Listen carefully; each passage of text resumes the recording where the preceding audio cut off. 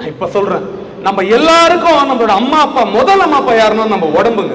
இந்த உடம்ப எவன் ஒருத்தன் பத்திரமா பாத்துக்கிறானோ, இந்த பேரண்ட், இந்த உடம்புன்ற பேரண்ட் உன்னை பத்திரமா பாத்துக்கும். எத்தனையோ பேர் உங்க பிபி கூட பாத்துக்க மாட்டீங்க, குடும்பத்துக்காக ஓடுவீங்க. நாளைக்கு விழுந்தீங்கன்னு நினைச்சுக்கோங்க, யாராலையும் உங்களை காப்பாற்ற முடியாது. சில நோய்களுக்கு ட்ரீட்மெண்டே இல்ல, ட்ரீட்மெண்ட் இல்லங்க. நான் என் பிள்ளைக்காக ஓடினேன், என் பொண்ணுக்காக ஓடினேன்.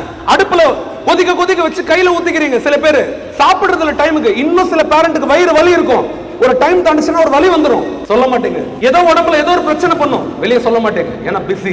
யாருங்க ஜெயிக்க வைக்கணும்? யாருங்க ஜெயிக்க வைக்க போறீங்க? உங்க பசங்களையா? சரி, உங்க பசங்க நாளைக்கு ஜெயிப்பாங்கல்ல, ஜெயிக்கும் போது நீங்க நல்லா இருந்தா தானே அவன் ஹாப்பியா இருப்பான், இல்ல அந்த அம்மா ஹாப்பியா இருக்கும். அந்த பொண்ணு, எனக்காக எங்க அம்மா அப்பா ஓடி இவ்வளவு ஓடி ஓடி உழைச்சாங்களே, நான் நல்லா இருக்கும் போது எங்க அம்மா அப்பாக்கு என்னால எதுவும் செய்ய முடியல, அந்த நிலைமையில உங்க குழந்தைய தள்ளிடாதீங்க. பாவங்க.